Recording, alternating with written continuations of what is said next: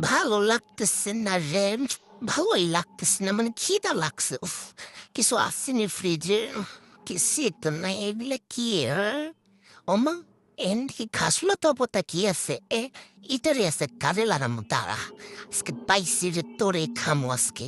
লারে কলমি, কলমি শাক। তোগুলা কাটতে পারবো না।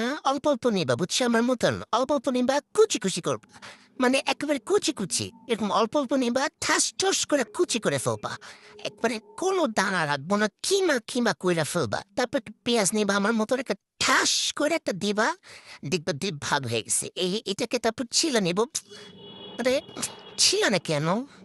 কতক্ষণ লাগে যে এটা ছিলছি, মানে পরে ছিঁড়ছে, তারপর দুইটা একসাথে নিয়ে কুচি কুচি করে ফেলবা। একটা করে নিলে ধৈর্য কুলাবে না আমার। উফ, আজকে যাই পাবো সব কুচি করে ফেলবো। তো মরিচ কুচি আগে থেকেই ছিল, তো সব একসাথে দিয়ে লবণ দিয়ে একটু কচলায় কচলে নিবা, বুঝছো? এখন মানে আজকে সব কচলা কচলে হবে।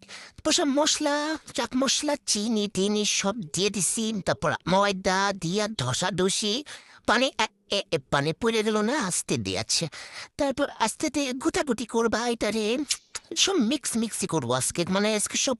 পরে লবণ একটু বেশি হয়ে গেছে, আলু দিছিলাম একটু, আর একটু রসুন পাতা দিতে ভুলে গেছিলাম।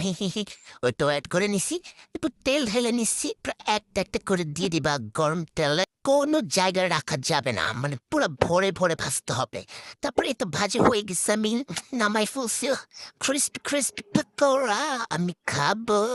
आहा गरम गरम पकौड़े, इसके साथ सॉस मिलाऊंगा। आहा आहा। टाटा गाइस।